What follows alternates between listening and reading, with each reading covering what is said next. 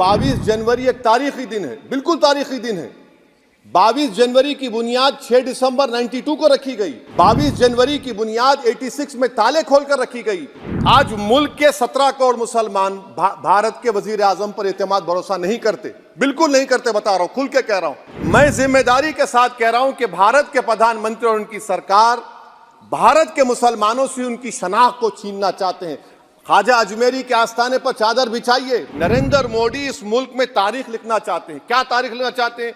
कि मैंने इस देश को, गांधी अंबेडकर के देश को मैंने हिंदू राष्ट्र बना दिया। मैं अपने बचपने में जब हिस्ट्री पढ़ता था तो मैंने एक स्टैचू की फोटो देखी थी, प्रीस्ट किंग ऑफ मोहनजोदारो। ऐसा लगता है कि वैसा ही लग रहा है कि प्रधानमंत्री नहीं है बल्कि पुजारी सम्राट बन चुके हैं वो। हमारे देश के प्रधानमंत्री सर, वतन अजीज के वजीर आजम, मैं बड़ी जिम्मेदारी के साथ कह रहा हूं कि मैं अपने बचपने में जब हिस्ट्री पढ़ता था तो मैंने एक स्टैचू की फोटो देखी थी, प्रीस्ट किंग ऑफ मोहनजोदारो।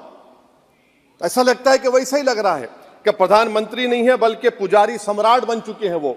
और मैं क्यों कह रहा हूं कि हमारे सदर जमहूरिया ने कहा था कि 22 जनवरी एक तारीखी दिन है, बिल्कुल तारीखी दिन है। 22 जनवरी की बुनियाद 6 दिसंबर 92 को रखी गई। 22 जनवरी की बुनियाद 86 में ताले खोलकर रखी गई। 22 जनवरी की बुनियाद जीबी पंत ने रखी थी, इसीलिए तारीखी दिन है। और तारीखी दिन इसलिए भी है कि सर इसी ऐवान में 16 दिसंबर 1992 को हमने एक रेजोल्यूशन पास किया था। आप बताइए कि आज इस मुल्क में चाहे कोई सेकुलर पार्टी का हो या जो भी हो, वाले सब सेकुलर है, बुरा मैं हूं, किसी में हिम्मत नहीं है कि 6 दिसंबर की बात की जाए। और वो तारीखी दिन इसलिए भी है सर, इंसाफ करने वालों में एक एनसीएलटी के चेयरमैन, एक गवर्नर और एक नामजद शुदा रुकने पार्लियामेंट बैठे हुए थे। अब आप बताइए मेरे पास बचा क्या है? बचा यह है कि आर्टिकल 32 बचा है जिसको बाबा साहब अम्बेडकर ने दिया। आज मुल्क के 17 करोड़ मुसलमान भारत के वजीर आजम पर एतमाद भरोसा नहीं करते, बिल्कुल नहीं करते, बता रहा हूं, खुल के कह रहा हूं। अगर आप आर्टिकल 32 का ड्यू प्रोसेस ही खत्म कर देंगे तो फिर मेरे पास क्या बचेगा सर? क्या बचेगा? मैं तो यहां खड़े होकर वो सुप्रीम कोर्ट के मायानाज बेबाक वकील दुष्यंत दवे की तरह तो नहीं कह सकता।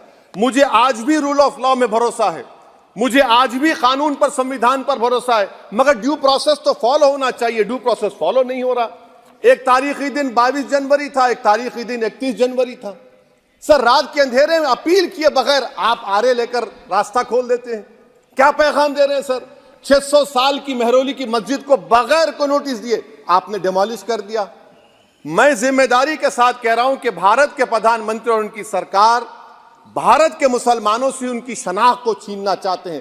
ख्वाजा अजमेरी के आस्थाने पर चादर बिछाइए, मगर आप जो चादर मुझसे छीनना चाह रहे हैं मेरी मस्जिद है। आप हर मस्जिद को छीनना चाहते हैं। आप बताइए 17 करोड़ मुसलमानों को क्या पैगाम दे रहे हैं आप कि आप हर मस्जिद को छीन लेंगे मुझसे? फिर मेरा वजूद किस माने रखता है? मेरा शनाख्त क्या माने रखता है? रूल ऑफ लॉ क्या माने? अच्छा, 1991 के प्लेसेस ऑफ वर्शिप एक्ट पर क्यों नहीं बोलते आप लोग? आप उस पर कायम है ही नहीं है। आप 500 साल की बात करते। मैं आपसे कहता हूं भाई 500 साल पे मत जाइए, बौद्ध पे जाइए, जैनिज्म पे जाइए, शैविज्म पे जाइए, कहां रुकेंगे? अरे इस देश को आजादी मिली 47 में, संविधान मिला हमको बाबा साहब अम्बेडकर का, बराबरी का। उससे पहले तो राजा रजवाड़े थे, जमहूरियत नहीं थी, लोकतंत्र नहीं था, मगर आप उसको उस बारे में लेके जाते। अरे 500 साल आगे क्या होगा बताइए? आप किसी एक सिविलाइजेशन, सर अंग्रेजी में किसी ने कहा था, civilisation can not be rewritten by hatred, history can not be corrected by demolition. आप ये नहीं कर सकते। और मैं उम्मीद करता हूं कि जब मौर्रिख तारीख लिखेगा, नरेंद्र मोदी इस मुल्क में तारीख लिखना चाहते हैं। क्या तारीख लिखना चाहते हैं? कि मैंने इस देश को, गांधी अंबेडकर के देश को मैंने हिंदू राष्ट्र बना दिया। मैं उम्मीद करता हूं कि हमारे भारत के, हमारे हिंदू भाई देश के प्रधानमंत्री की सोच को नाकाम करेंगे। उन पर है, अब देखते हैं क्या होता है।